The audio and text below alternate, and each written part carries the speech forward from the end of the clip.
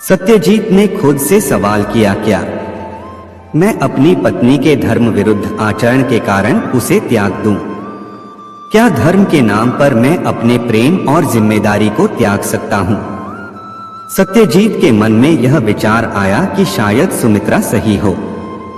क्या धर्म का पालन करना केवल बाहरी आचरण और परंपराओं को निभाना है, या इसका संबंध हमारी आंतरिक शुद्धता और ईमानदारी से भी है? वह इस धर्म संकट में उलझ गया। एक दिन सत्यजीत गांव के एक बुजुर्ग ज्ञानी से मिला। उसने अपनी समस्या उनके सामने रखी। बुजुर्ग ने मुस्कुराते हुए कहा, धर्म केवल अनुष्ठान और रीति रिवाजों का नाम नहीं है। धर्म का असली अर्थ है सत्य, प्रेम और करुणा का पालन करना।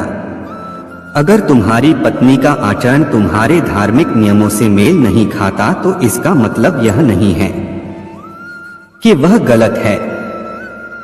हर व्यक्ति की अपनी यात्रा होती है। सत्यजीत ने बुजुर्ग की बातों को ध्यान से सुना। उसने महसूस किया कि सुमित्रा के विचार केवल उसके खुद के जीवन के प्रति उसकी पसंद को दर्शाते हैं। उसने यह भी समझा कि किसी को धर्म के नाम पर मजबूर करना सही नहीं है। धर्म का सार प्रेम, समझ और सम्मान में है। सत्यजीत ने सुमित्रा से बात करने का फैसला किया। उसने सुमित्रा को समझाने के बजाय उसके विचारों को सुनने की कोशिश की। उसने कहा, मैंने हमेशा यह सोचा कि धर्म का पालन करना ही सही है, लेकिन अब मुझे समझ में आ रहा है कि हर किसी का अपना नजरिया होता है। मैं तुम्हारी स्वतंत्रता का सम्मान करता हूं और मैं यह नहीं चाहूंगा कि तुम मेरे धर्म के कारण अपने जीवन को नियंत्रित महसूस करो। सुमित्रा ने सत्यजीत की बातों को सुना और उसे महसूस हुआ कि उसका पति वास्तव में उसे समझने की कोशिश कर रहा है। उसने कहा, मैं तुम्हारे धर्म का सम्मान करती हूं और मैं चाहती हूं कि तुम भी मेरी सोच का सम्मान करो। अगर हम एक दूसरे की भावनाओं का ख्याल रखेंगे तो हम दोनों साथ में खुश रह सकते हैं। समय के साथ सत्यजीत और सुमित्रा ने एक दूसरे के विचारों को समझने और सम्मान करने का रास्ता ढूंढ लिया।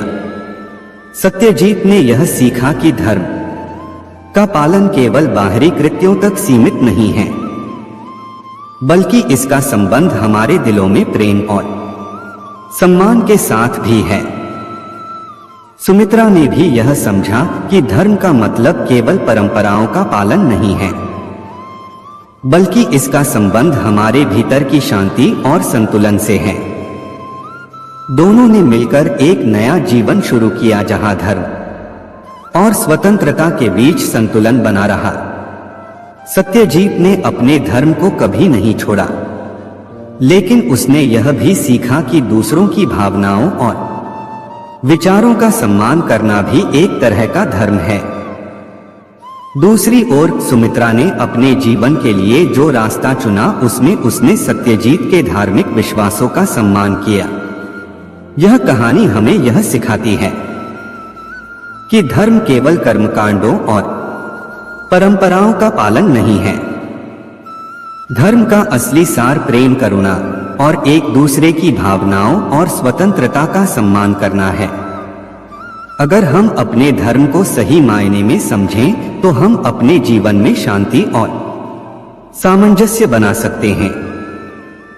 चाहे हमारी आस्थाएं और विश्वास कितने भी अलग क्यों न हो, धर्म विरुद्ध आचरण का सामना तब होता है जब हम धर्म को केवल अपने दृष्टिकोण से देखते हैं, जब हम दूसरों के विचारों का सम्मान करना सीख जाते हैं, तभी हम सच्चे धर्म का पालन कर सकते हैं।